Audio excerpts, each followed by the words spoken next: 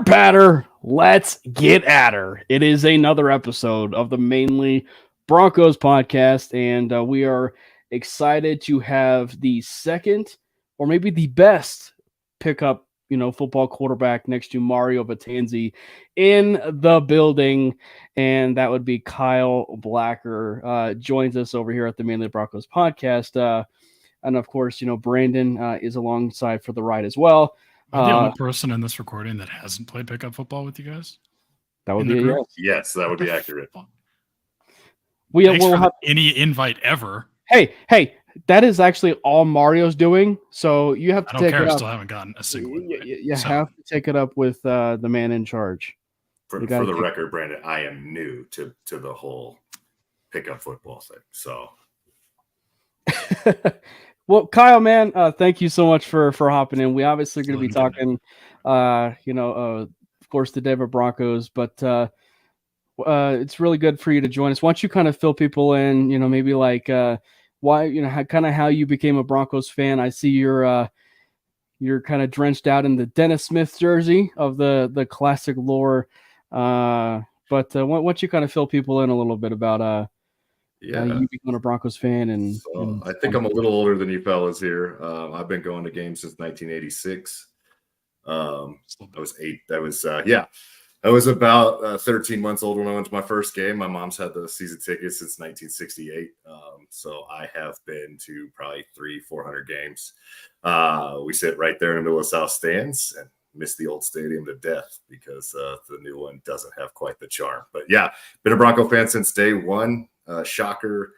This might surprise you. John Elway's not my favorite Bronco of all time. It is Dennis Smith, the hardest hitting safety in Denver Broncos history, and Steve Atwater himself said it. So he retired in 94, played at USC. I love me some Dennis Smith. Happened to meet him when I was in fourth grade because his kid went to my elementary school, which turns out Mario was there as well. So good times. Yeah, Mario and I grew up together but separate. I'm a little bit older than he is. So, but I appreciate you guys having me on. And thanks for such a lovely introduction. Yeah, right. I was going to say Steve Atwater might have something to say about that, but I didn't know that he agreed with you. So it was. I must have not seen that interview. It was a few years ago, so you may not have been alive. Yeah. Hey, I've watched some of the old games. I just haven't. I guess I didn't see the interview where Steve said that. Steve's a good dude, and I couldn't imagine going over the middle of those early '90s Broncos. That would be a terrible idea. Yeah. Well, it's great to have you, Kyle. I know that obviously we'll be talking, of course, probably some smack talk here and there, with our pickup football games and stuff like that. But obviously we'll talk about the main topics, which is the Broncos. And actually with some of the breaking news that happened yesterday and then, into today with some non-Bronco news, we'll touch on that because, it is Colorado football, so we might as well talk about, some of the stuff within the Colorado football. But the main topic, of course, is, of course, being a Broncos town, talking, of course, about the Denver Broncos. Let's lead it off first. Let's kick it off, pun intended. Let's kick it off with the news that was the Broncos finally signing Brett Maher. It kind of seemed like he was the more notable name that was on the market. It was probably he and I want to say it was Zane Gonzalez probably as far as like two of the bigger names if you're going to go off of kicker. But like they worked Brett Maher out on I want to say it was a visit. They worked him out. And it finally took until this last couple days for them to finally work something out with Maher. And he is a Denver Bronco, adding to the room with Elliott Fry. I know Brandon and I have had the conversation in terms of it being maybe a kicking competition, but they do add a pretty nice kicker that had a very good 2022 season. Of course, if you ignore the yips in the playoffs. Yeah, it fell apart in the playoffs, but I really like the signing. I think in a vacuum, you really can't have too much competition on your roster in general, right? But especially at on special teams overall, which hasn't really been our biggest strength recently. And that's something that Brandon McManus has been fairly consistent at, and he's been better than other kickers in the league. But he was kind of slipping a little bit there for the past at least year or more. So I'm glad that we have some additional competition in there because obviously we have Fry, but I was kind of a bit more than underwhelmed at that signing initially. So having some additional competition there, I think is good. And Brett with that leg in the Mile High Air, we'll see how that goes. Yeah, of course, Cam's going to pick the Nebraska guy. Shocker. Technically, I didn't pick him. Sean Payton picked him. That's fair. But no, kickers, man. Once they get the yips, it's brutal. They're pitchers. My background's baseball, but again, been going to Bronco games forever. But yeah, kickers are pitchers. They lose it mentally, it's over. So that scares me a little bit. So you're telling me I should tone down my excitement a little bit. Yeah. So, but McManus was money in the playoffs. Yeah. In fact, you could argue he won us that playoff round, but he was. I just think recently, and recently because we haven't been there, but recently he's kind of had to go. He wasn't as clutch. Yeah. I'm excited to see Elliott Fry give the young kids a chance.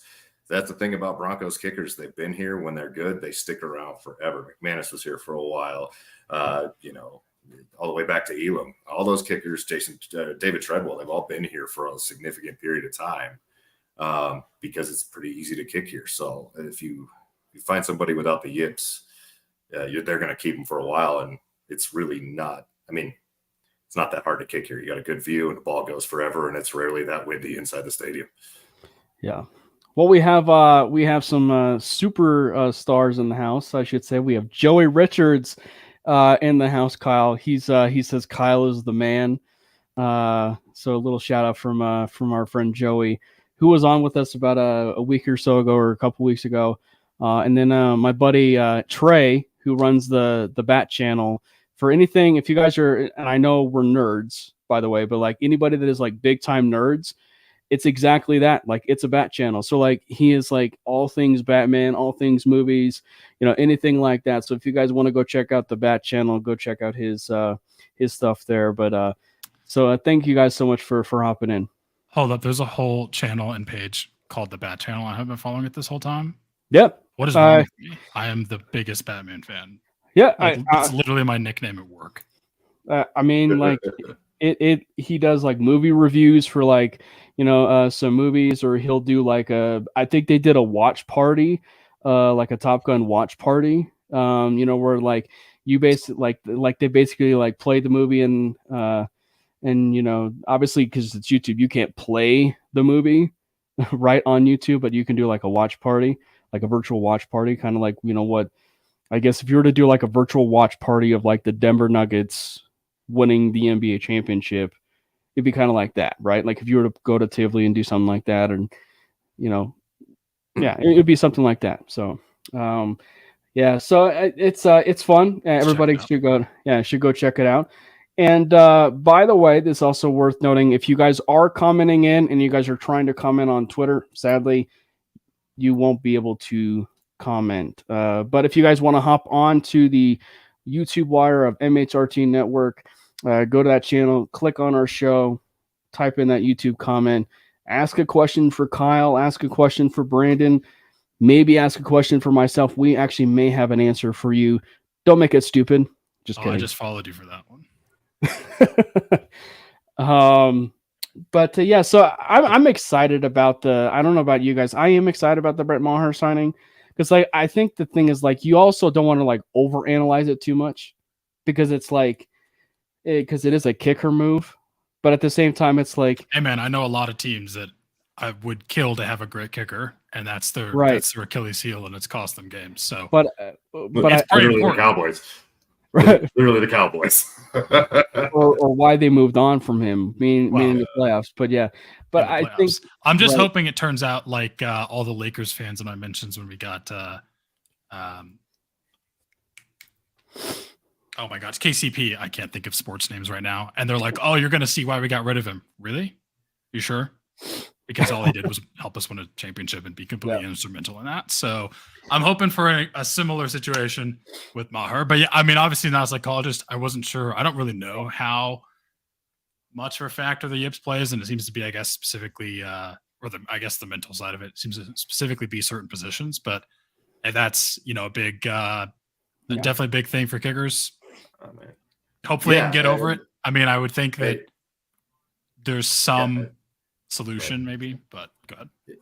Yeah, a change in scenery is definitely going to help. It certainly can't hurt. You go, like I said, the most kicking friendly place, and I think it's funny we're talking about this as McManus's birthday was yesterday, so of course it's going to. Was it really? I'm sorry, McMoney. I still love you, but for real, come on. It was time for him to go, and I think a lot of Bronco fans feel that way. So having an experienced kicker and Elliott Fry, who is not the most experienced, I think that's going to be helpful. So you've got a kid who really wants to prove himself, and then you've got and I guess he's not that young, but you get a chance for Maher to redeem himself. And you're coming to figure out the special team situation overall.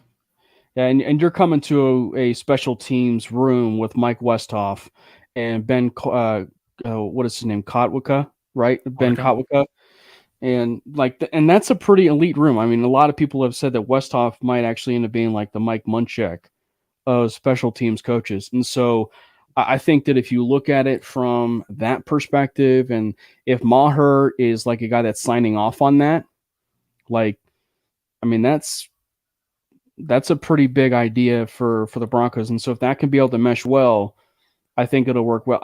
I think the thing, especially for a kicker, and Kyle knows this being playing baseball, but the best positional comparison I can make for a kicker would be like a closer or like a relief pitcher.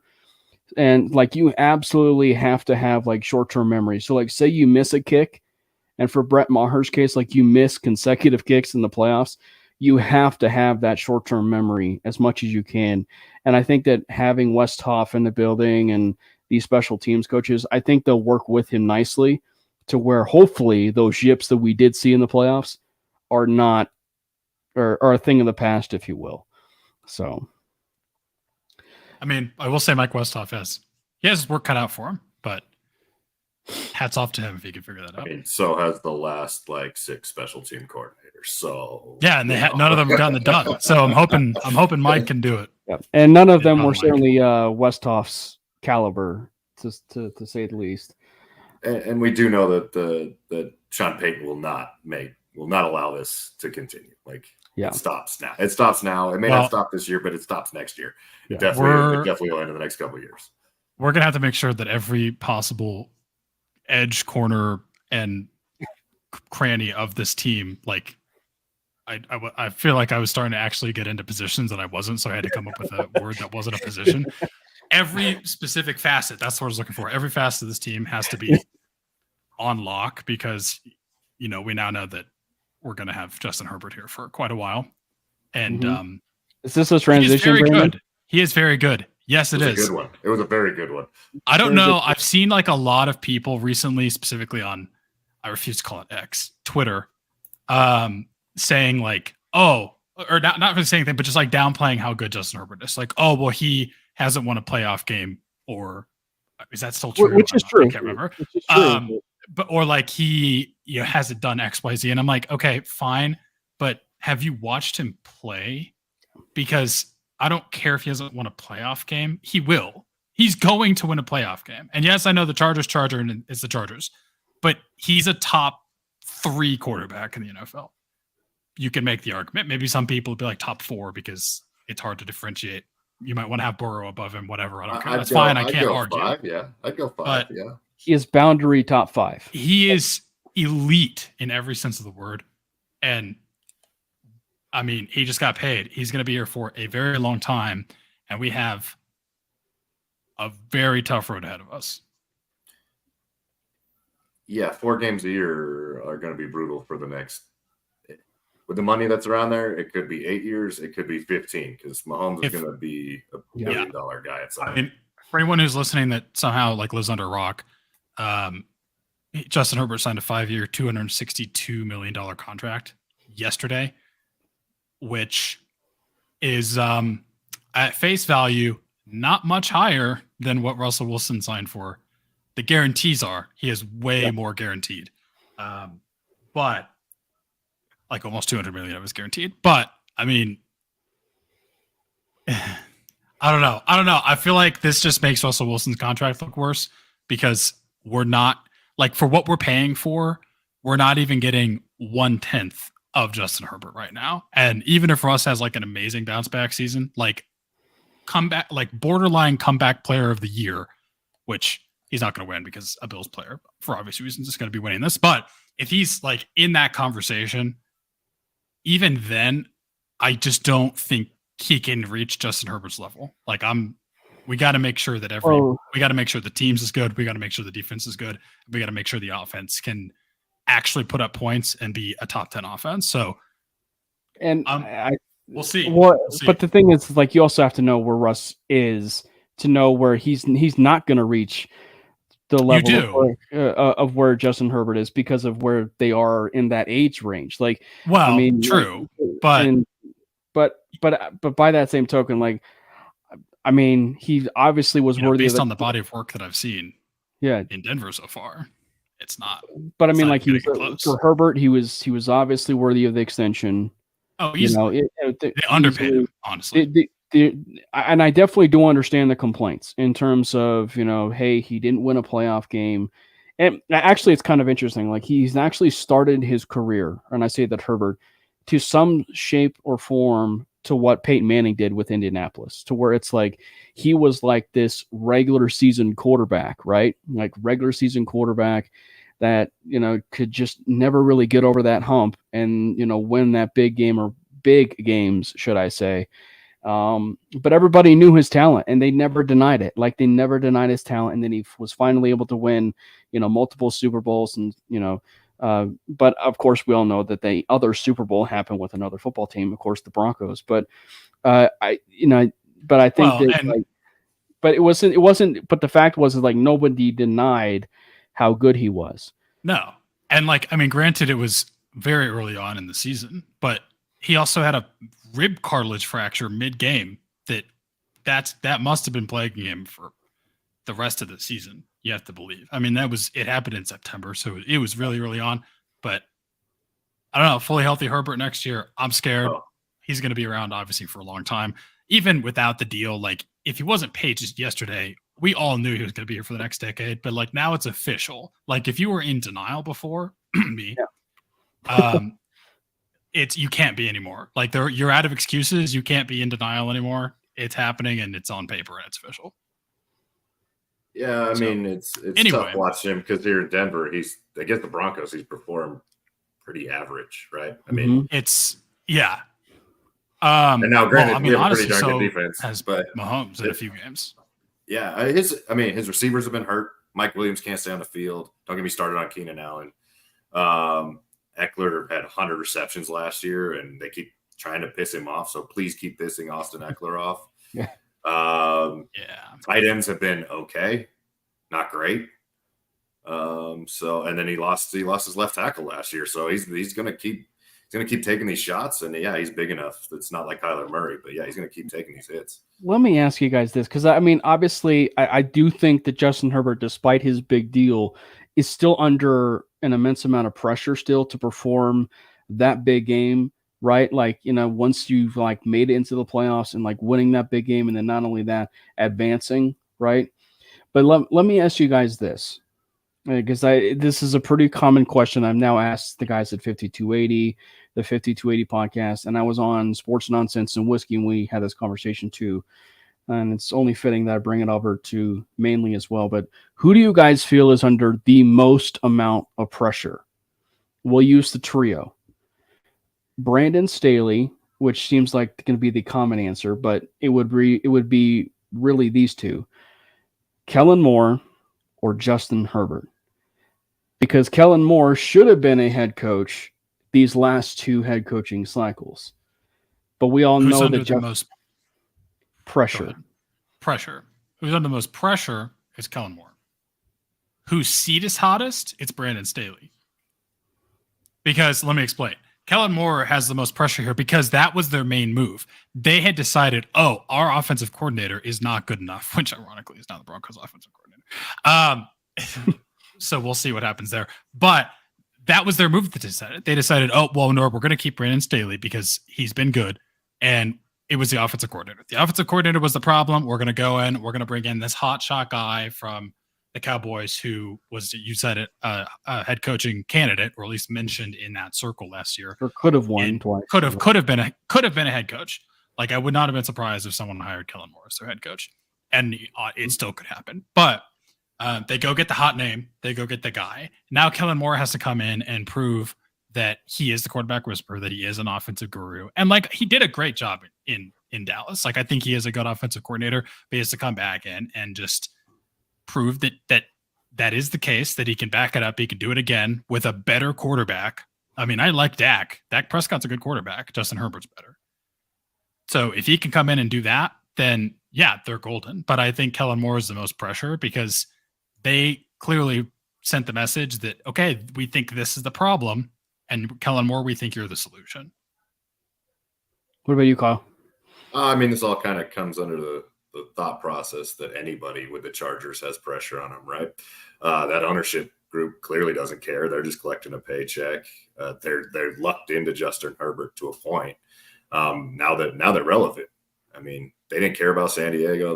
They don't really care about LA. I mean, they were fine with having a 20,000 seat soccer stadium for a while. I don't think that ownership is going to put too much pressure. The fact that Staley's still there after some of the stuff that he's done, he's going to feel that hot seat, but not really comparatively if he was in Philly or those sorts of things. But my problem is when they picked up Staley, they got rid of that 2020 offense that basically got Herbert on the map. They got rid of Pep Hamilton. They got rid of Shane Steichen, and Shane Steichen's doing pretty well for himself right now. And Pep Hamilton's got quite the reputation as a QB coach. So I don't know. You're right. Of those three, it's definitely Kellen Moore, because Kellen Moore has to prove he can do more with a better weapon than Dak Prescott, because Justin Herbert is better than Dak Prescott. I don't think it's particularly close. Right. Well, and there's no doubt that there's at least the amount of pressure for all three of them, right? Because obviously the moment that you sign that big, massive deal, that is what always comes with it. You have to be able to perform. The one thing I will say, and this is in terms of the conversation about Justin Herbert, is that one of the biggest things and the biggest takeaways for me in terms of the Justin Herbert deal is that we cannot overthink draft prospects anymore.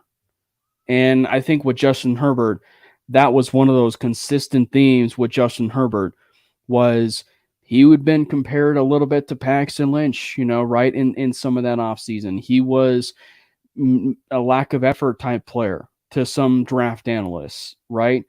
And it leaked into some of that draft process with, the Chargers, maybe even the Dolphins, and is it Herbert, is it Tua? And there were a lot of teams that even before them that overthought this whole process, and should they have drafted Herbert? Well, as it turns out, and sadly, the Chargers ended up getting Herbert.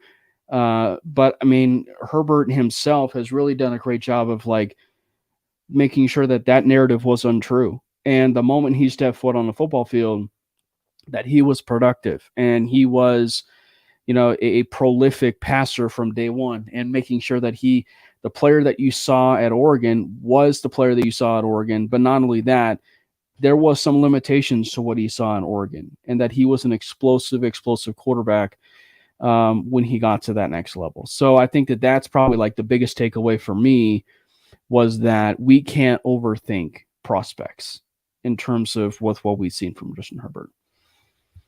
John Elway looking at Justin Herbert and Josh Allen right now is that Leonardo DiCaprio meme with him and the beer and the cigarette pointing. I told you, bet on the tools. The tall, athletic guy who can throw. That's it. That's the one.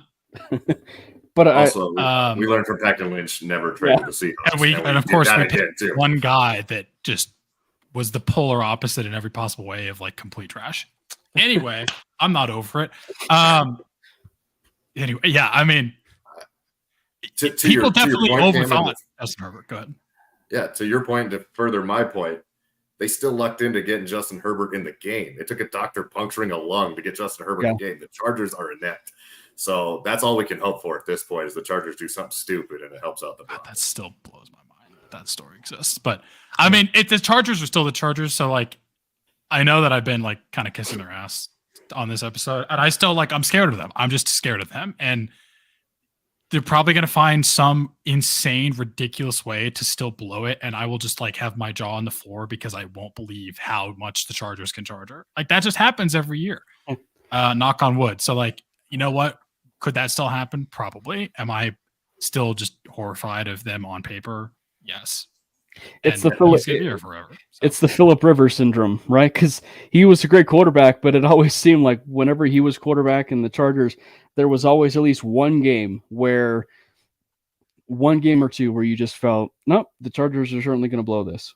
And I mean, true, but I think Justin Herbert is far better than Philip. No, I agree with you, but yeah. So what do you think? What the ball is in the Bengals' court now because the Chargers. That deal's going to be massive. What? That deal's going to be crazy. Over under on like one when you think that's going to happen, and like what does a Joe Burrow extension look like now? Why don't you go, Kyle? They want to get it done quickly. They want the longer Joe Burrow gets a chance to sit on this, the more money he makes. So the Bengals are sitting there going, "We have our offer. It's 8 to 10 million more than this overall. Maybe it's 20 million. Maybe they settle on 30 million more than that. But they want to get this done quick because the longer it takes, the more people are like, he took the Bengals to a Super Bowl. Only one other guy's done that. Yeah, they're begging for it. The only thing I'm just interested to see here, like he's still going to get the Brinks truck. That's obvious. But Joe Burrow kind of strikes me as the guy, honestly, similar to when Patrick Mahomes got his. I mean, it's still a mega deal, but looking back on it now, comparatively, they kind of got a bargain. And he took a deal that was structured in a way that the Chiefs can still kind of like build around him. I wouldn't be surprised if Joe Burrow does that because Joe Burrow is like the ultimate competitor. Joe Burrow's like, yeah, okay, give me a blank check and like I want all this money, but also I want you to be set up in a way where you can give me the shit that I need to go beat this guy. I think Jalen Hurts was the same type of contract, but and funny enough, I actually think the Justin Herbert and the Jalen Hurts thing is a nice comparison for what we'll see with Justin Herbert and Joe Burrow, because I think that the moment Justin Herbert signed his deal, you will probably see something transpire with Joe Burrow within the next week, if not a few days, like in terms of a contract extension. And I have a hard time with this because obviously he's going to get more than Herbert. The question is just what, because I look back at Lamar Jackson and I look back at, Jalen Hurts, right? But it was just like there were just a little bit more than one another, like just a little bit more. And we know that Lamar has the MVPs, right? But the thing that's different with Herbert and Burrow, you said it, Brandon, Burrow has been to a Super Bowl and frankly could have won that Super Bowl, if it wasn't for that insane play from Aaron Donald. But I think if people are going against the Justin Herbert deal and being like, well, he hasn't even won a Super Bowl or hasn't even won a playoff game. Joe Burrow's over here like, I've been there. Receipts. I've been to the Super Bowl. Yeah, he's been a Super and he's been to the AFC Championship twice. So it's just like, so I would not be surprised. And this is like obviously over exaggerating to a certain extent because I don't know if it'll get that, but I would not be surprised if he got the $300 million deal. Do I think he's going to get that? No, but I would not be surprised. I do think it's going to be within the, maybe 275, maybe 280 million. What's that, Clayton? I think he clears. I think he clears Herbert for those reasons. Oh no, I think he. I think he splits Mahomes and Herbert. I really do. According to Adam Schefter, it's going to be well north of Justin Herbert. Well north. Interesting. So, we'll see. I might be wrong about my competitive analysis there, but I mean, Chase is his guy. He's got to make sure Chase gets paid too. Yeah. Chase is going to that contract to be like, right. Where's my Brinks truck? Right. He's also going to, but getting rid of Higgins would be a bad idea too. Like if you get two elite receivers, you keep two elite receivers, one that's huge and one that's as dominant as Chase. Like PS2 can't cover them both, right? So not yet, he can't. Until we that's fair. Him. You know what? That's fair. Yeah, we got that Walmart money now. Clones. We're just going to ignore what happened in Star Wars because we can make it work. Star Wars money. We have a Star Wars connection. Right? With Melody Hobson. But like they tried the cloning. It didn't go so well. So we're going to we know a better way. Speaking of nerding out, we started out by nerding out, and now we're nerding out even more. By the way, my friend Trey is a nice little transition here. We got a little bit of some leak in terms of the helmet, right? Well, now it broke in terms of what that helmet is going to look like. And it's not exactly going to be fitting well with the uniform that Kyle has on right now, the jersey that Kyle has on. I guess if it was because the helmet that Kyle had for the jersey was, it was orange with the white horse. This would be the white helmet with like an orange horse if they wanted to do something like that. But instead, they went with the throwback of the 1990s. And Trey says that helmet is fire. I don't know what you guys feel. I surprisingly on social media, there was a rousing support that I noticed for it, but there were a few people that were a little bit sour on it. I think that maybe it was just because they were expecting a buildup of there were throwback uniforms being done by so many teams. Are we getting a throwback uniform with the helmet as well? I think it was mostly that people they liked the helmet, but they didn't like the pairing, which I agree with. And also, hold up. Can we talk about how the fact that these alternative helmet releases have gotten more attention by fans than like a majority of other sports playoffs finals? Like, I feel like I'm not even kidding. There's been more hype for these alternative helmet releases than some other sports playoffs. Like, that just shows you how insane the NFL is. But no, I mean, I love the helmets. The helmets themselves are sick. I think it's better than it would have been with the ice. Like, I didn't really like the ice idea when that kind of was like projected out there as a guess of this is going to look like this. And it was the Ole Miss example. I mean, I think the white helmets are sick. I just think not with those uniforms. Just make the pants white, just flip it. Just literally do the inverse of it. Make the on the color rush, make the pants white, make the jersey white, make the shoulder stripes the orange, the color rush orange, and you're there. That's literally like you can even make it look better than that. But if you only do that, it's going to look better. And I know there's like the whole thing of, okay, well, they can't because it takes over. Like, you have to submit them a year in advance, which, I mean, I get it. I can't really find if that's actually a thing, though. But if that is true, that's the rule, okay, whatever. But it just seems kind of stupid. Like, they could have made it so much better. I still like the helmet. I love the helmet. I would love to own the helmet. It would look sick. I just feel like it could have looked so much better. And like you have the reports out there specifically from Mario, and then also from Damani Leach, who's been saying like the uniforms are in the works. So I guess next year we'll see the other half of the reveal. And I get that their hands are tied. Like, I do. I just feel like don't tease me with it. Give me the whole thing at once. Give me the helmet and the uniforms. Just make me lose my mind. Make me want to buy this all right now and unreasonably spend my money. Because right now it's like, yeah, I want it, but I'm not going to buy it. If you had come out with that and you're like, yeah, also here's the powder, the throwback uniforms, or the powder blue edit uniforms that like some people have made, which are so good, I would be like, shut up and take my money. But right now it's like they're losing money on it. I'm telling you. Anyway, I didn't realize this was such a trigger for me. No, and I don't necessarily disagree with you, Brandon. My thought process on it was like, well, this is what we expected. We expect the helmet stripe and the Denver D logo on a white helmet. You basically told us it was going to be a white helmet. I was like, okay, so you didn't do anything else. You know, you saw the Titans go full Oilers. You've seen the creamsicle come back. So good, man. Oh, they're so good. I mean, Texas fans got to be pissed. Houston has to be pissed. But easily. Yeah. Easily.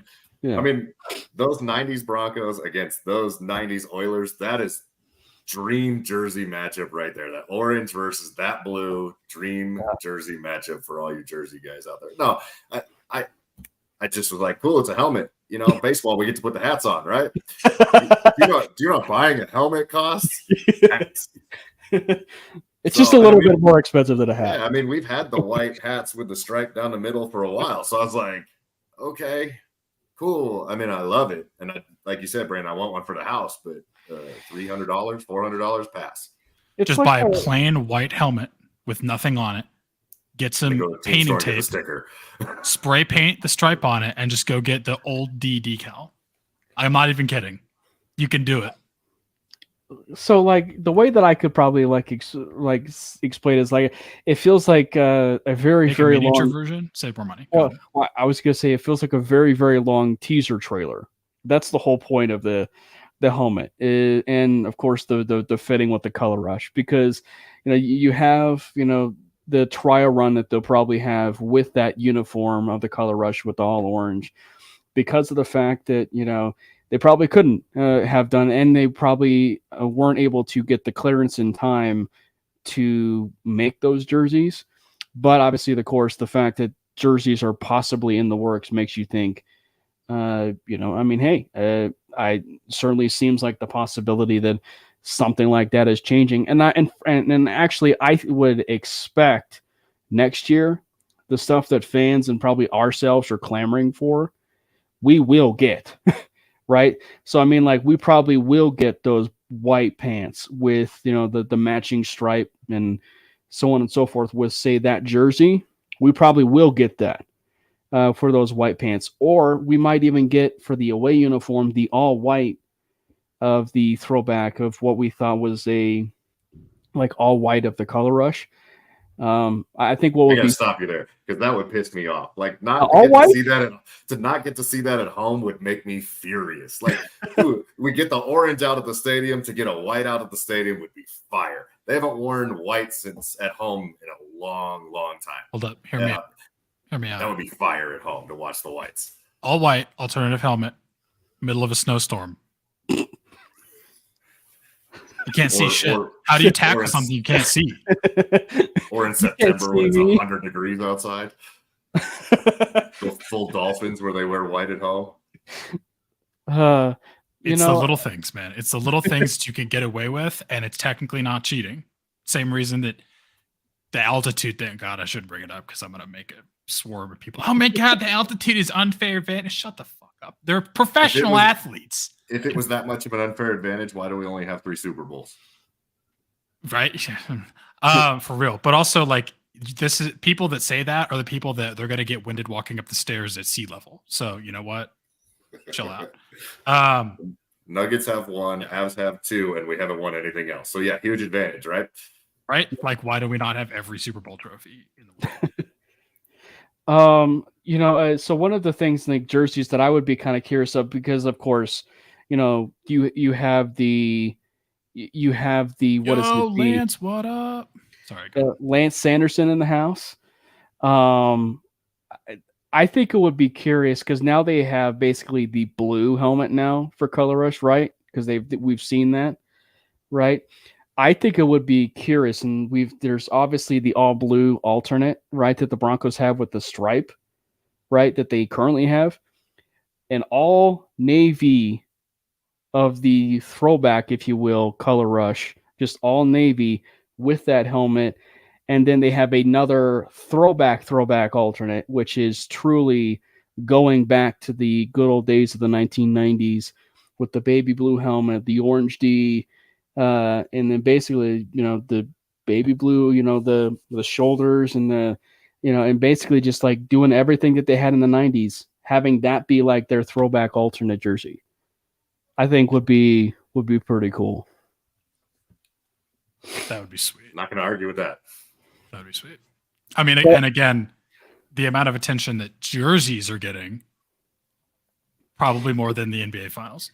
Well, and not to mention, if this is the Walmart spending Broncos, I wouldn't be surprised if they truly go all out. I guess there was something that they were talking to some people within the Oregon headquarters or something like, or something along the lines of that, like as far as some of the jersey stuff, or yeah. So I would be curious if that was the case. Then it's possible there could be something, maybe in the works as far as a pretty like maybe not like the Oregon jerseys that we've seen, which are like every year they turn out something that is majestic. Yo, So hold up. Let me run something by you. What if next year we get a jersey announcement and a stadium announcement at the same time? Because I feel like they could be setting up for that. No, don't do it.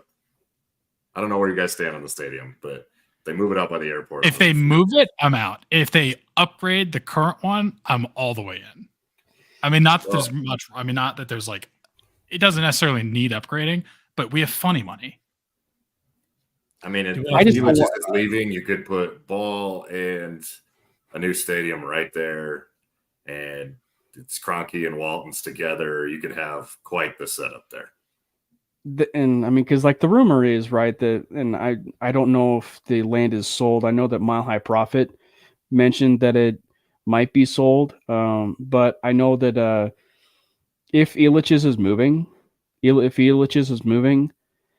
to what you were saying, Kyle, like that is like prime spot and like location to like put a stadium there and make it right next to Ball Arena. But I mean, the thing is like the stadium is already in a great spot. Like you would almost have, and it's sad to say this, but you would almost have Coors Field, and then you would have, what is it, the Broncos Stadium, which is where it currently is, with the rebuild and remod that you could probably do with that stadium, and make it like a true feature of the skyline of Denver, along with Coors Field, and make it a household name. Like it's so, and like the DIA stuff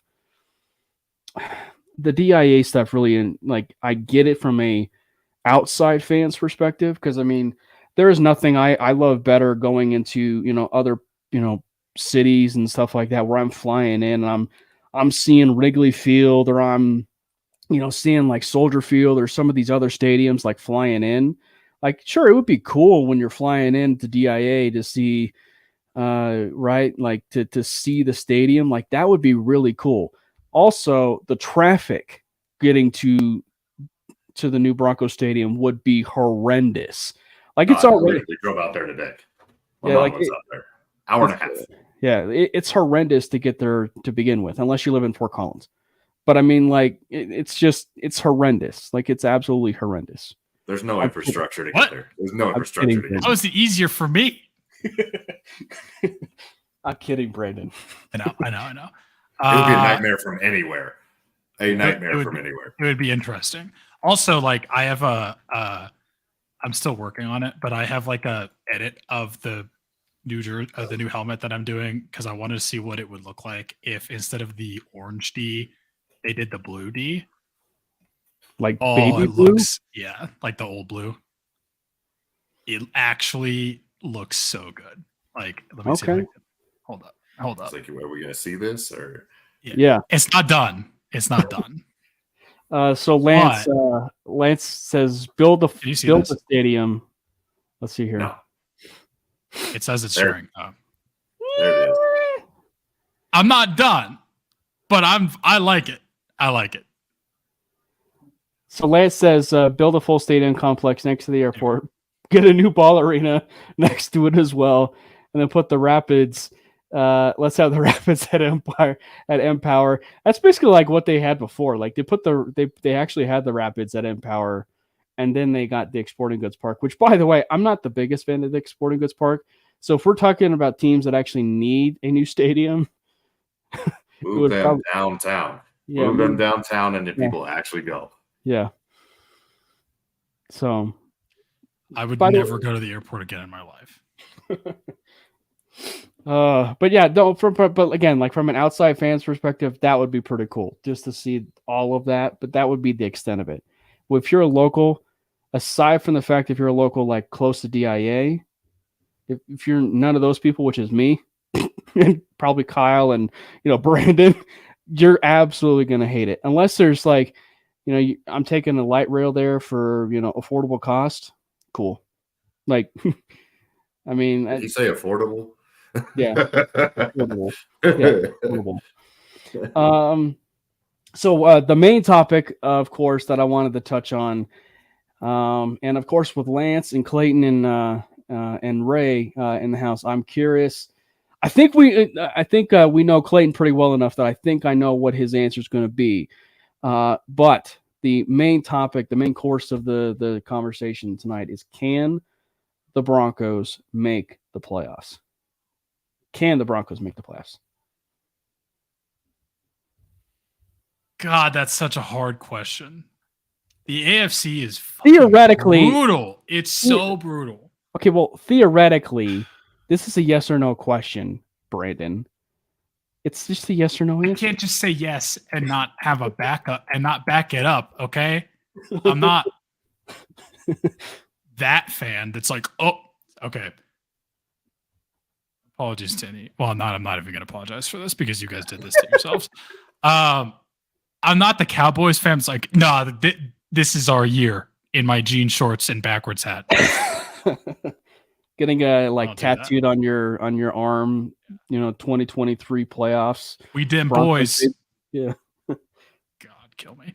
I'm not one of those fans. I had to back it up. I can't just say, oh, yep, we're absolutely making the playoffs. Because at that point, I mean, if that's what I'm doing, we're winning the Super Bowl. We're winning the Super Bowl, and Russell Wilson's going to be given the key to the city, and he's going to come back in such a way that the contract is going to look like a bargain, and he's going to be an immediate Hall of Famer. If I'm going full fan, let's go all the way. But anyway, I don't know. I mean, it's tough because the AFC is just so brutal. Like, okay, let's look at this. Okay. Also, it's getting really dark in my room. I gotta turn the light on because I have no lights on. But I wouldn't know. Okay. I just see a screen. Bills, Dolphins, Jets. Right. That's just the AFC East. Out of them, like, who's not making the playoffs? Like the Jets with Aaron Rodgers? I don't know. The Dolphins, I mean, they're kind of like a little bit of a toss-up right now. And the Bills, they sort of face-planted a little bit, but I'm expecting them to kind of come back. Yeah, see, Clayton gets it. So, like, that's just the AFC East. And those are three teams that you could say absolutely could make the playoffs. And, like, if Mac Jones gets together, I mean, who am I kidding? The Patriots not doing it. But North, Bengals, Ravens.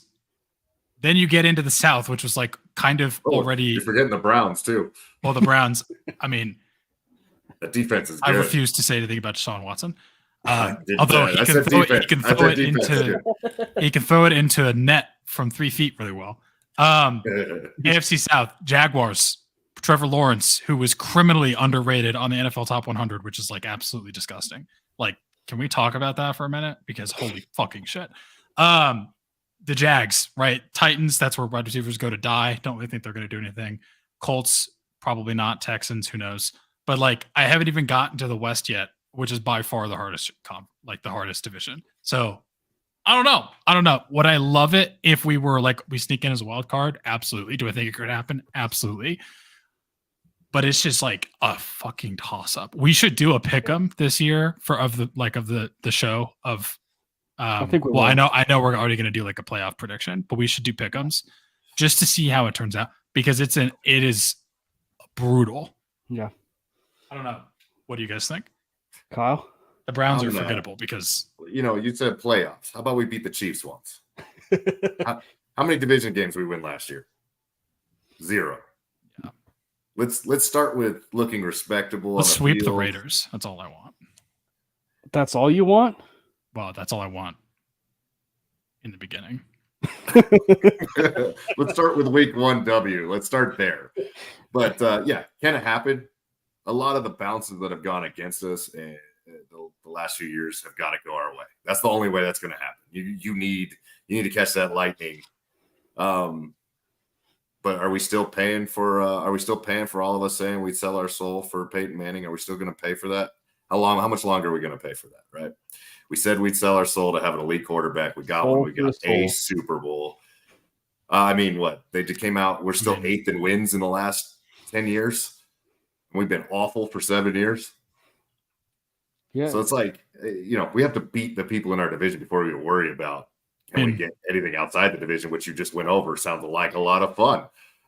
The Packers had Brett Favre and Aaron Rodgers, and they didn't do shit. So, and this is what Ray says, and it's like, it's a fair point, because it's like, he says, I don't know, man, like, I don't think so, because like he says at the very end, it's because we haven't had a good season in 7 years. So it's like, it's almost the show me, right? And like, that's almost like with what you were saying, Kyle. Like, it's just like, we have to prove it. Like, we absolutely have to prove it, right? And in order for us to actually have that conversation of being in that, playoff contending, mode every single year. That said, though, to actually like answer the question of like, can the Broncos make the playoffs? Yes. A lot of things happen, in the course of an NFL season. Injuries, the really bad injuries, things that swing open a door, really good teams losing a game or two that they shouldn't, right? I mean, those kinds of things do happen in the course of an NFL season. So yes, it is absolutely possible. I think the one thing that is going to be kind of one of the things that I'll be monitoring, and maybe this is kind of around what we'll do for our pick'ems, Brandon, but it's like, I would not be surprised, and this goes to what you mentioned about the tough AFC, I would not be surprised if every single playoff team had 10 wins or more.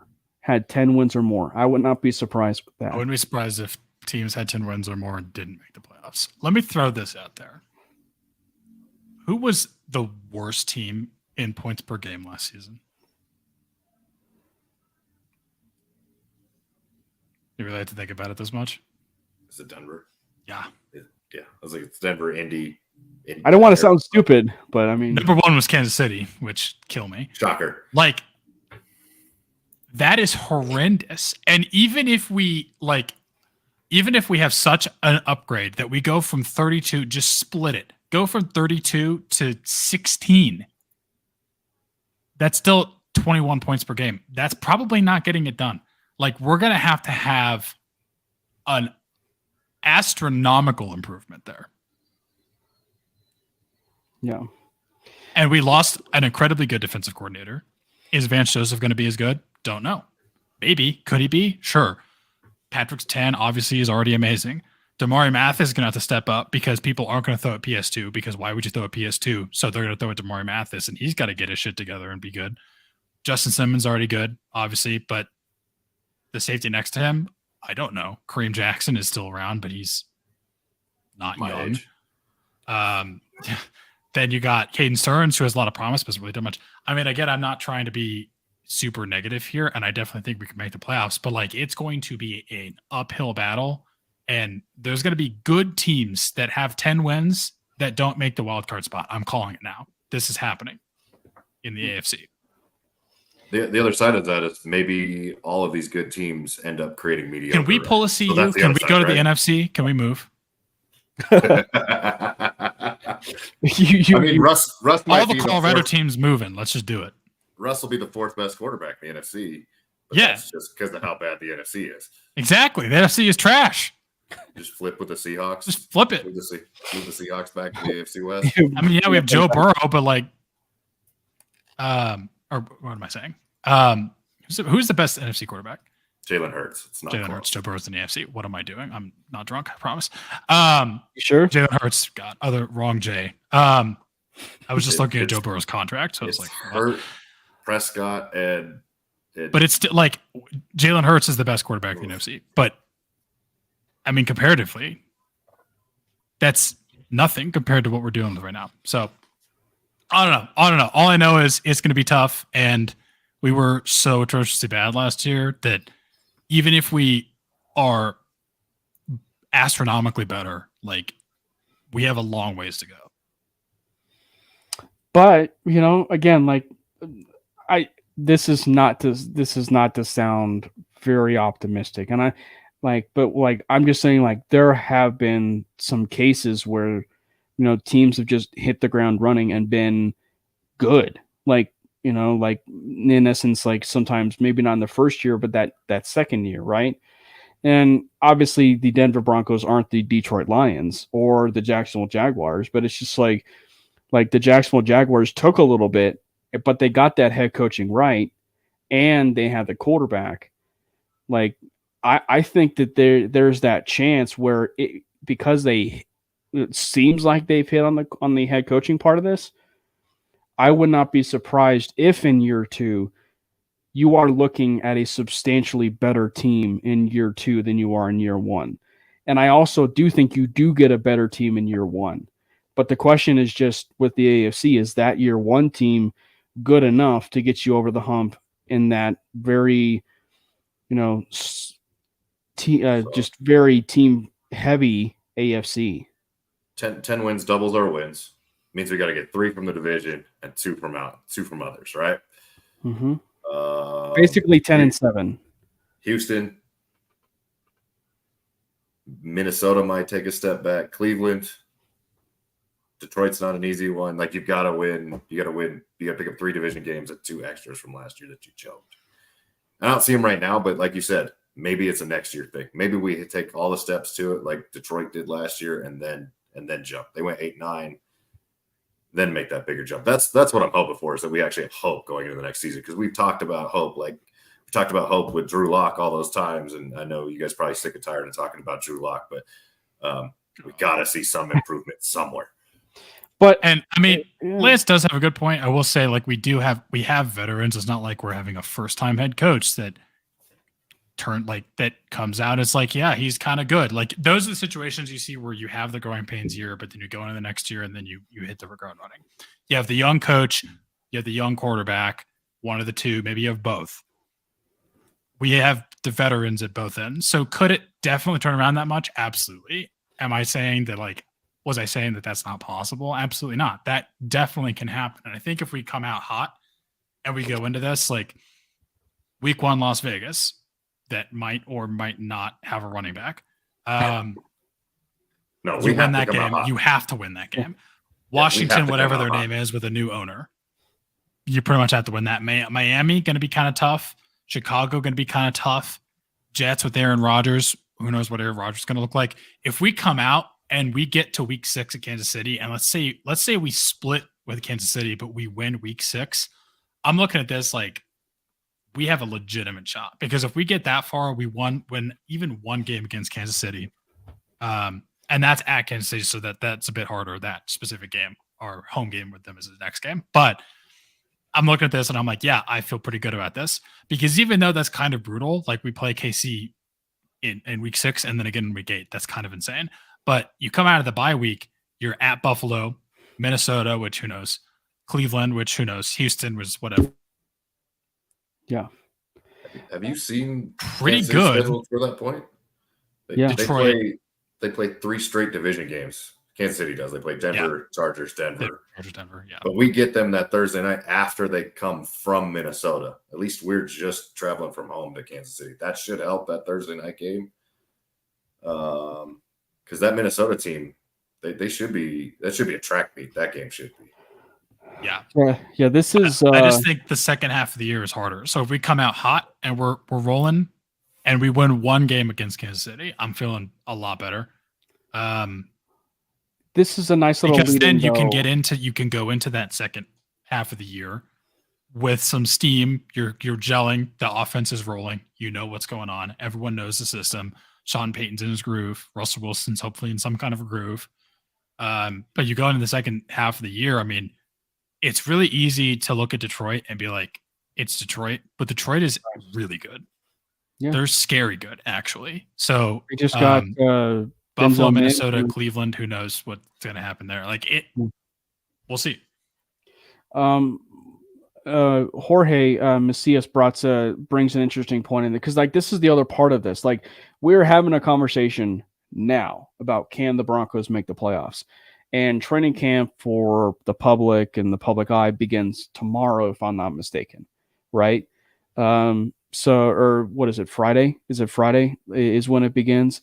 So like the thing is like you also have to get to the point where, right? There's a report today that Marvin Mims was injured. It doesn't seem to be as serious, but those are the things that do happen in training camp.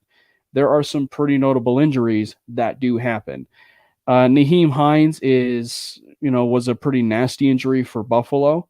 And, that was obviously has nothing to do, for being on the field, but it's a nasty injury. And I don't know how it affects them, but it is one that could, affect the way that they view their backfield, right? And so, like, there are a lot of adjustments that have to be made. And it kind of goes back to what we said earlier. It's just like there's so much that needs to be done in terms of a clean bit of health through training camp for that continued conversation of, like, can the Broncos continue that sustained, playoff success, from this point forward. So, yeah, so I don't know. Yeah, so it's just one of those conversations that I'm like, to answer the question, though, can the Broncos make the playoffs? Absolutely. Yeah, absolutely they can. It's just a matter of the true yes or no. Like, yes, they will, right? Like, definitively, yes, they will. And because especially with Aaron Rodgers now in the division, or sorry, in the conference, and granted, I mean, he may be on the decline a little bit, but he does have his offensive coordinator back with him. I mean, Nathaniel Hackett's batting .500, and to where it's not necessarily the Adam Gase comparison, even though it sort of feels like an Adam Gase comparison. To where Adam Gase never reunited with Peyton Manning, but Nathaniel Hackett was able to reunite with, his quarterback Aaron Rodgers. So we'll see what certainly becomes of that. And we all know the weapons that they have there, and it may seem like they may get Dalvin Cook. But I mean, like, it would be interesting to see what becomes of the AFC West, though, because there is a lot happening in there to where it wouldn't surprise me if a team that wasn't Kansas City, Buffalo, or Cincinnati comes out on top because of how loaded it is. Speaking of Nathaniel Hackett, I can't overstate how much I need us to do well in general this year. Because if we don't look good and Nathaniel Hackett with Aaron Rodgers and Nathaniel Hackett as a coordinator comes out and looks really good, the amount of people that are all going to be like, it was all on Russ and Nathaniel Hackett had no blame at all and he's a good coach. I can't handle it. I won't be able to handle it. Like, Nathaniel Hackett could easily be a much, much, much better coordinator than a head coach, and it possibly just never should be a head coach. And he shares a lot of blame for last year, but just like, I don't want to see that all over the place. So please, Russ and Sean, I trust you to do it. Like, if anyone's going to do it, Sean Payton, you're the man. But just like, I can't see that. I can't handle that emotionally or mentally. Please no. Over under how many times we hear Denver be mentioned in Hard Knocks with the New York Jets? That's a good question. I don't know. I'm not sure, because it's going to be brought up. It's going to be brought up, but like, I don't know how much it's going to be brought up, because I feel like a lot of it's going to be on Aaron Rodgers. Yeah. Only if Russ still looks bad. That's why I can't handle that. I'm scared. I'm scared of that. But, if Russ is good, Sean Payton's good, and Hackett and Rodgers are good, then that solidifies Nathaniel Hackett is a good coordinator, but probably just not a good head coach. And I'm fine with that. But I just can't have them look good and Russ still look horrible, because the amount of Nathaniel Hackett redemption empathy I'm going to see, the man made disgusting, horrible decisions. So I don't know, but yeah, I mean, it's definitely going to come up. I'm interested to see what he says, like how that's framed, like what questions are asked. If someone asks him like, hey, what went wrong in Denver? Like, what does he say? Lance says 6.5. 6.5 for Denver being mentioned in Hard Knocks. Ooh, I'll take the under, because I think Hackett's going to try to avoid every single second of that. It might get brought up, but he's going to deflect like crazy. I'm going to take the under Mr. because Mr. they're Positive. going to be asking Aaron Rodgers about his blackout retreat and his new tattoo too many times.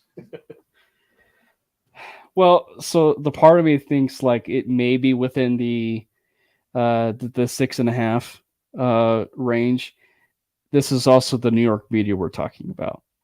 Like this is also like the behind the scenes stuff of New York media. So I would not be surprised if there's some, mention, if not more, or force feeding, if you will, to try and get something, especially behind the scenes, with Nathaniel Hackett. And like I would expect it to be in the same vein. Now, granted, the way that Vance Joseph did it was very respectful and courteous to the Broncos. And I mean, as evidence, That made me respect Vance Joseph a lot.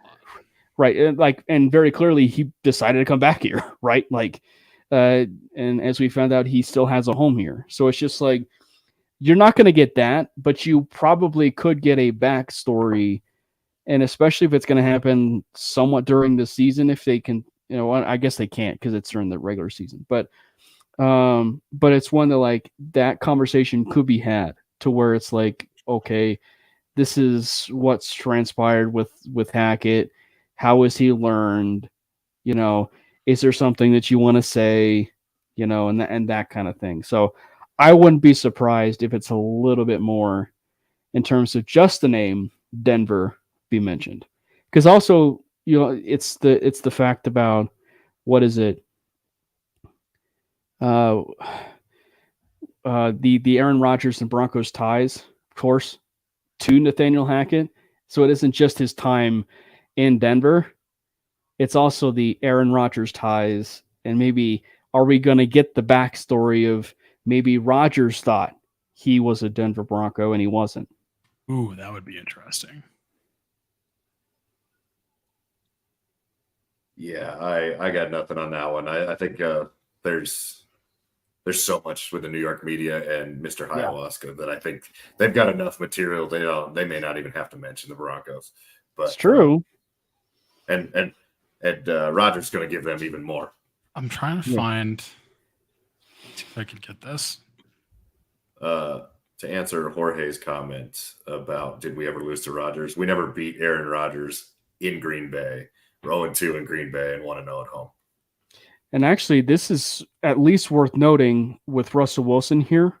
And I realize that he's had some bad years. But if you go back and you look at his career against Aaron Rodgers, some of the best games of Russell Wilson's career has been against Aaron Rodgers. Whether it's been a win or a loss, some of the best games of his career has been against Aaron Rodgers. So it's certainly possible that we, get a kind of game like that when they do play the New York Jets. I would imagine it's going to be a little bit more high scoring, for one, than it was the last game, that the Broncos and the Jets had. But, maybe that's just okay. So here's something interesting. What'd you find? So out of curiosity, I went and looked at when Sean Payton started coaching in New Orleans and when, like, compared to obviously when Aaron Rodgers started in Green Bay. Aaron Rodgers, there's only 1, 2,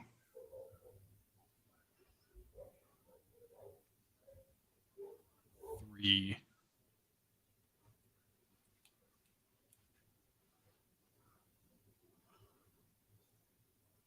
5 teams that Aaron Rodgers has a losing or even record against in his career, and one of them is the Saints. Oh. Yep. And comparatively, the rest of this record is 2-1, 5-1, 16, 10-1, 3-0, 3-1, 3-1, 18-6, 5-3, 23-5. God, the Bears. That's so funny. 4-3. Yeah. So Aaron Rodgers has a tied record against Sean Payton. And not a winning record, but a tie. Well, most of that was with Drew Brees. So there's that caveat. Most of that's with a Hall of Fame quarterback. Right. I mean, until last season, Russell Wilson was a Hall of Fame quarterback in discussion. So obviously we've had this conversation with a few episodes, but with the fact that training camp is truly like right here, like, Friday, and with you in the house, Kyle, and, Lance and others, of course, in the comment section, when you look at it, like, what are some training camp stuff that you are paying attention to with training camp? Me, that's easy. I'm looking forward to a coach that knows what the hell they're doing. The last 3 coaches, just watching them try and figure it out is annoying. So I'm very excited to see how the players react, how everything, because it's going to be very, very different than the last 7 years. I can't remember who said it, and I don't know if it was in this show or someone else, but someone did the comparison of it was Pee Wee football versus like NFL football, or it was almost like Pee Wee football versus college football, right? Or like kind of like that comparison of just like how different it's going to be of what Nathaniel Hackett had to what we're going to see with Sean Payton. It's going to be a stark contrast, and actually you're already starting to see the stuff come out that it's pretty obvious whose team this is, and it's Sean Payton's. And I think that was mentioned. I think it was by Troy Rank today, that it was pretty evident, that this is Payton's team. Yeah, it feels like there's an adult in the room for once. I'm pretty excited to have a coach that knows how to run a training camp. Because, like, not to say that Nathaniel Hackett or Vic Fangio or anyone didn't know, because like they were still coaches in the NFL. But that's obviously more of a okay, it depends on the team, but it seems to be more of like a head coach thing in terms of the overall just layout of and how they conduct a training camp. And Sean Payton has obviously way more experience as a head coach than any of those guys I mentioned. And I'm curious to see how he runs it compared to how it's been run in years previously. Yeah. One of the things they did touch on today, or Sean Payton touched on it today, was obviously Javonte Williams is not going to be on the PUP list, but he did mention that they are going to ease him in terms of the practices and really truly just ease him into, that play shape, which, I mean, that's what you would expect, right? I mean, it's already a surprise that he's not on the PUP list. And I've said it before, I would have put him on that list, but the fact that he's not on there goes to show you how close he is to returning, or the injury wasn't as severe as we all thought it was, and like just how incredible his recovery has been. But that was one of the things we heard today, was that they are going to ease him into that practice and, playing shape and so on and so forth. So I would expect that kind of answer, even if they didn't put him on the PUP list. Yeah, and looking at what Lance said here, he's talking about Tim Patrick, Sutton. Patrick's got to get put in maybe slowly. I know it's been exactly a year since he got hurt. We got to see how all the injuries, how they get worked in, because this is going to be a more physical training camp, certainly than last year. Because that's Sean Payton comes from that Parcells tree where they're going to hit. I mean, it's not going to be Dan Campbell, but they're going to hit more than Hackett ever did. Mm-hmm. So to see those injury guys come back in and see how they do, Browning, Benito, and then even KJ. KJ's got a lot to prove. So the wide receiver room is going to be fun. DB room is going to be fun. But other than that, it's all on seeing an adult in the room as the coach. So I think that's going to be my main focus, at least. This is interesting too, with like where Benito lands. In a similar vein, I'm curious to see what they do with Drew Sanders and just how they play him and what he plays. Because I could not tell you as we sit here right now what he's going to be doing, how they're going to use him. Yeah, 100%. So and right around this point in time is when at least the beginnings of like a 53-man prediction start happening. We're not going to have that, obviously, but I will say, and we can go a little bit around the room on this, but what and that includes the people chiming in as well. But if you actually had to, like, right on the spot, say who would be a notable and or surprise cut for this Denver Broncos team under Sean Payton, who would it be? Wilson, just kidding. I'd say it's probably not going to be a D lineman because they are. They're rather thin. The cupboard is bare. Center Kush, maybe. I don't know if that would be that shocking. But Well, just with the depth, I think it might be. Agreed. But that could happen because you could bring in if Forsythe or they, gets him out, yeah. they could bring in a youngster. See, that's an interesting question because, like, there's names on here that I would say would be a shocking cut, but I just don't think it's possibly going to happen. So one that, like, it could happen and would be shocking.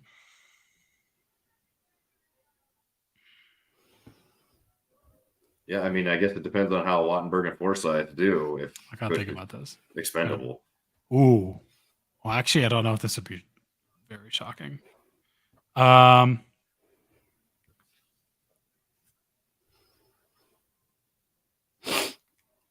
Who are you thinking, Brandon? Okay. I'll go back to this. Alberto. But is that shocking? That's why I was going to say I don't know how shocking it would be. I mean, I have one, and I'm the greatest fan of his. But I also know that, with the way that the contract is, certainly structured, but also with the Walmart money that we have, I mean, do I think it's going to happen? No. But wait. You're talking about under Sean Payton in general or this year? This year. Okay, right now. This year. This year. Yeah, I got it now. Go. Randy Gregory. Oh, that'd be a stunner. That's just like you're admitting you fucked up. Mm-hmm. I don't like that. I don't like that unless we have a passer. Benito's gonna have to take a huge leap and Benito's gonna have to show out if that's gonna happen. That would be a stunner. What's his cap? Let me tell you about our Lord and Savior, Yannick Ngakoue.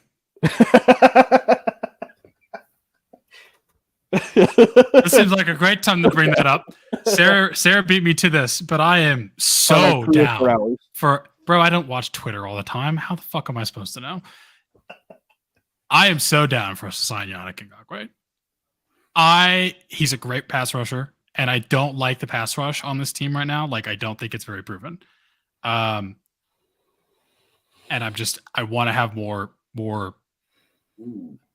I'm hesitant to say the term guaranteed, but semi-guaranteed. That's a $22.4 million dead cap hit right there, sir. That'd be. That's a lot.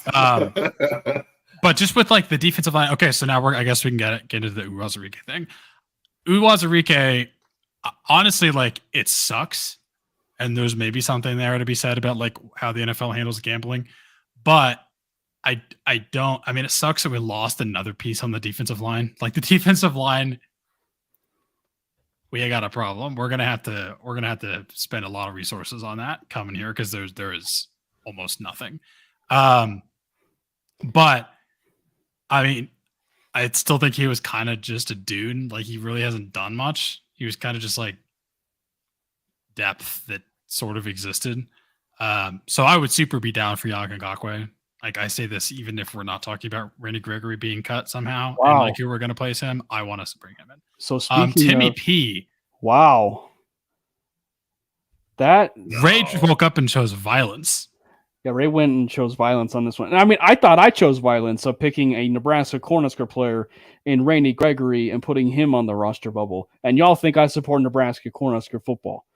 So I'm just saying, like, I would not be surprised if Randy Gregory was moved. But Timmy P.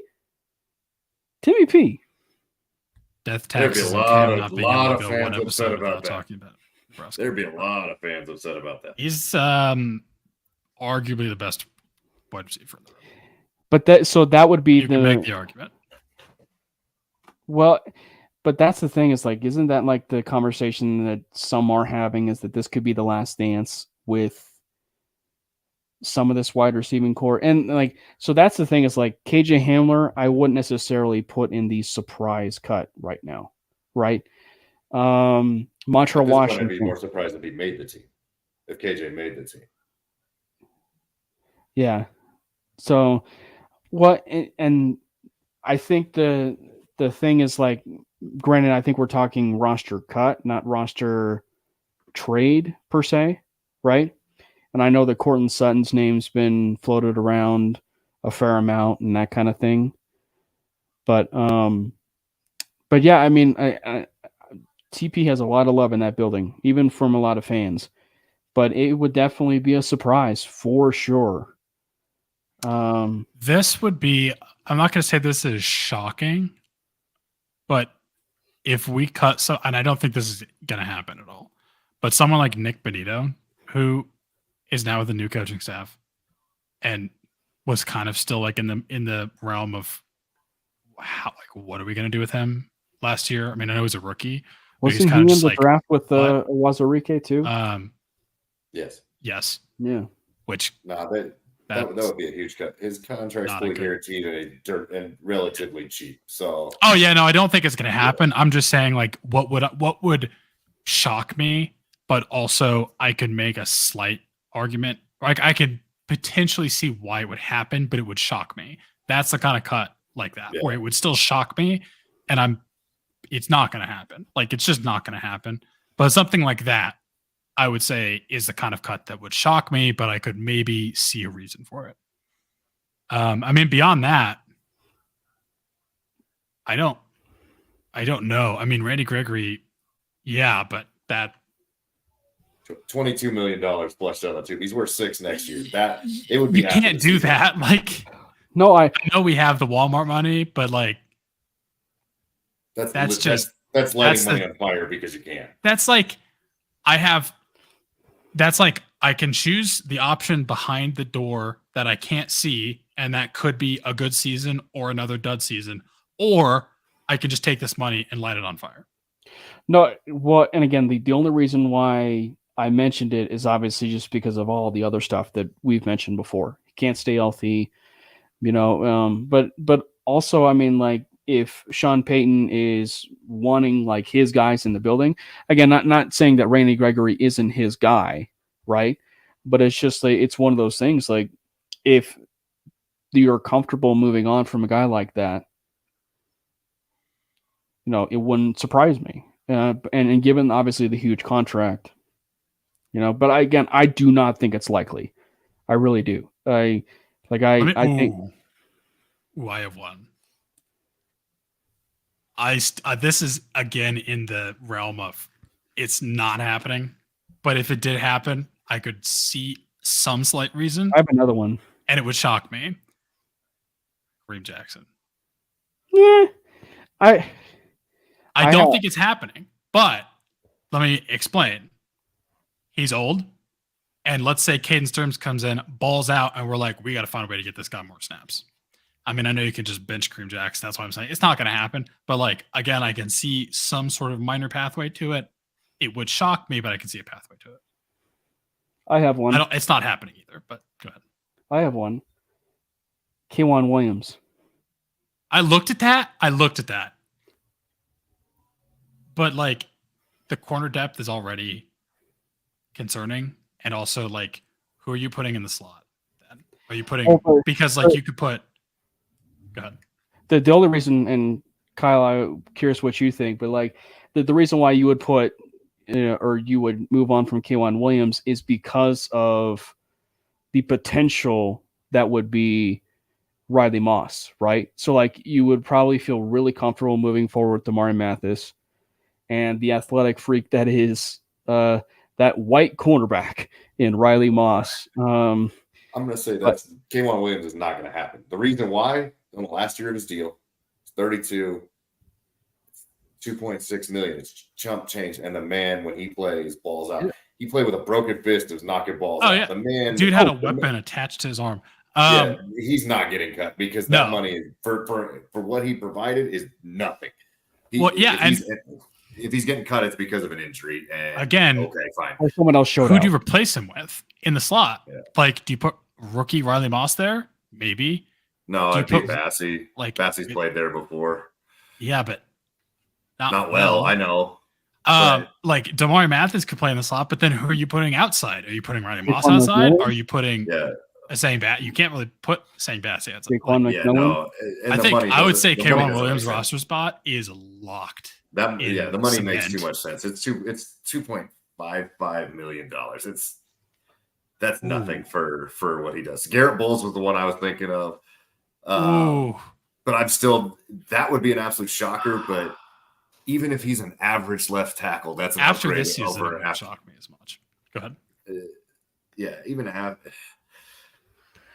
If he's average, he's still pretty damn good. So I don't know. Coming back turned from the into injury, one of the best left tackles. It's the injury. But it's not. I mean, it's not like he tore his ACL. I mean, a broken bone at 300 pounds is not going to feel. It's good. not good. I'm not saying it's good. No injury is good, but it's like you can come back from that. It's not like a cartilage injury. And it's not a bad cap hit. It's $8 million. The thing about bad. cutting a guy like Garrett Bowles, and granted, we've mentioned this a little bit a few times with Cam Fleming. Obviously, that allows with the fact that you've had the insurance of getting a guy like Cam Fleming. But if you move on from Garrett Bowles, you better be darn sure your replacement is on the roster or someone has made a move in preseason or before that. You know, nobody's getting rid of tackles that can play. But you know what I'm saying? Like, if they did move on, you would almost have to bank on having that kind of replacement either on your roster or someone's on the way who was cut by a team or whatever. Prince, Cam Fleming, and Quinn Bailey, one of them would have to majorly step up. And Fleming's fine. He's fine, right? He played okay last year. But, McGlinchey's not moving over to the left side. Yeah. So, but I think the Cam Fleming thing was definitely right. But yeah, you would have to be very confident in Fleming. Honestly, Bull saves you $14 million. There's enough to bring in Jadeveon and Yannick Ngakoue if you wanted to. Okay, so now that we've broached the topic of McGlinchey, I don't know if you guys. No. But I don't know if you guys have seen. No, he's not. No. So I don't know if you guys follow Ben Baldwin at all on Twitter. Yeah. He's kind of like an analytics guy. Whatever Cowboy, the guy's name is. Computer Cowboy. Yes. So he came out with a data-driven guess, basically, at each of the offensive line spots in pass protection. The Broncos ranked 12th overall, and the left side line looks great. You got 94, 97, 80 at center. Like, it just goes progressively worse. Like, if we didn't have what I'm about to say at right tackle, this would be a much higher ranked offensive line. Right tackle, his projected pass protection is 43. Seventh worst in the league. Oh my goodness! Yikes! I've been talking about this. Great run blocker, but you got to get your shit together as a pass blocker, especially with Russell Wilson. Like, could Cam Fleming take his spot? No. Could Cam Fleming be a better pass protector than Mike McGlinchey? Then why did you pay Mike McGlinchey that much money just to block for your running back? Maybe fit. Just and probably with what they could work with. Maybe they believe in him. Please. Just the best way to fix Mike. run the ball. It's not a matter of if they do. I mean, if you're going to be paying them that amount of money. Well, yeah, that's true. They do. But it just I saw that and I was like, the best way to fix fake laugh hiding real pain. It's they're going to run the ball a lot more.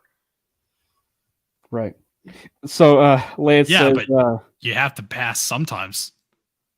Yeah, Lance says I don't disagree with you. He just wanted to do that bold move. To be honest, Lance, I don't think it's that bold. They've got the guys on the roster that can play left tackle that would be serviceable. Not great. Garrett Bowles is pretty damn good, but that would be a downgrade. Yeah, but they'd be okay. Right. And you know Actually, what? That probably would be able suck. to trade him more than cut him. You'd be able to trade him more than cut him because there's somebody desperate for a left tackle. Oh, that's what I was gonna say. Is like in the left tackle spot, that is such a premier position. The only thing that really would suck about that, and I don't disagree with you, like I understand why you would maybe make that move, is you drafted him. He was 28 his rookie season. You drafted him. He was old. He was horrible. And you go through all the growing pains. Don't pick up a Spitzer option. You don't pick up a Spitzer option. You go through all the growing pains of, or 28. What am I saying? He was 25. I don't know. Because if they drafted him at 28, that would be he was old. Lanky of that. Yeah. I can't do math right now. Like math is hard. My brain is imploded. He was old. That was my point. He was 25. I don't know why I said 28. He was 25, but he was still old for a rookie. You go through all the growing pains.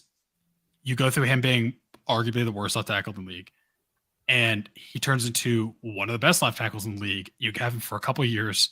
You have to pay him, and then he's gone. Like, it just really sucks. It sucks, but I get it. But that's it's tough.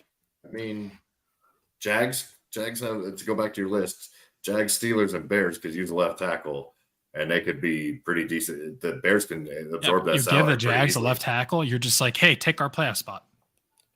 I'd more rather give it to the Bears. They have the money to deal with it. Yeah. Bears could absorb that money He's 25. I don't know why the fuck I said 28. I'm drunk right now. I'm not, but I feel like I probably am. Trade 25. to the Bears. He was old. Yeah. Well, gents, thank you for hopping in. Kyle, thank you so much for hopping in. This was a blast, man. We are definitely gonna have to do this again. And Brandon, we will put in a good word to Mario, and we'll see if you can I'm just drive. Shit. It's really far away. Hey, we'll put in the good word, dude. Zach Seegers will literally drive back when I think he was living. What was it, Kyle? Like Boulder. back when he was like in Boulder. He would drive all the way from Boulder to go do pickup football. So we'll put in the good word. Closer. We'll put in the good word, and we will. Just you got to give me a lot of heads up. A lot of heads up. I mean, that's actually asking a lot. And by a lot, I mean like you got to give me a couple days. I consider that a lot compared to what most people do. Thankfully, we do get a couple of days. It's just the few days before that's like, oh, sorry, we're gonna have to cancel. That is the unfortunate. But we do play in the snow. It's a blast. That's right, except it is freezing. But we'll definitely have. Lance, why haven't you been on here yet? The fuck? He has been, just not with me. Not on the live stream. But yeah, he'll definitely be on here. But yeah, this is actually the first time. Was he here when I was here? I don't think so. Maybe you've just been behind the curtain the whole time, because I've done a show with Lance. Yes, but you were here before me. Anyway. I'm just telling you, I've done a show with Lance. Maybe we're gonna have to remedy this again. Lance, I guess it's time for you to come back on the show. Anyway, this was a blast. It was a blast to get a chance to really just have you on, Kyle, and and we'll definitely do it again, man. And because I love talking sports with you, and it's really just anything. I mean, we could talk pretty much anything. I mean, we didn't get a chance to talk about CU going to the Big 12, or that's the rumor right now. But I mean, we'll talk about that, at some other point. But yeah, man, it's always a blast to talk sports with you. Appreciate it. No, thanks for having me on, guys. It was a lot of fun. Yeah, it was a blast. And before we go, Kyle, why don't you tell all of our listeners where they can follow you over on the Twitter? I'm calling it Twitter because this is like Ball Arena and that fucking X logo. And I like thought it was a Pepsi joke. Center. I'm still calling it Pepsi Center. And it's like there's some people that still call the Los Angeles Chargers the San Diego Chargers. I'm still calling it Twitter. So why don't you tell people where they could follow you? Yeah, at Back in Blacker. At Back in Blacker on the Twitter machine. Back in Black was my walk-up song. So there you go. By the way, real quick, this confirms Brandon has short-term memory. When was that? See, Guys, my brain is malfunctioning today. I don't know if you can tell. It's been bad. Lance, you can pick him up in Fort Collins on your way down from Wyoming. there you go. I'm trying to remember this now, guys. I gotta go to bed. I guess I'm not doing well. Yeah, right now. My brain is bounce. Dead. You gotta go. I apologize, Lance. Thank you for reminding me. I'm sure I'll remember in the future. I'll go back and listen to the episode and they'll be like, "Oh shit, yeah." Yeah. But anyway, guys, this has been a blast. To everybody that has commented on this, to Trey, to Lance, to Ray, to Josh, to Jorge, to Clayton, everybody that really chimed in, that was a blast. It was an absolute blast to do this with you. And from Kyle to Brandon to myself, you guys can follow me at Cameron Parker PO, Brandon at Brandon Miller PO, the Manely Broncos Twitter handle at Manely Broncos. And I think Brandon just figured out. I do remember. All right, we're good. I fixed my brain. Sorry, go ahead. Anyway, thank you guys so much for a great show. We'll see you guys next time, next Wednesday, same time slot, same bat channel. Ha ha! Even when you feel low, you can still go. Even when you feel slow, you can still go. Even when there's no hope, you can still go. I never answer to no, man, I still go. Go, go, go, go.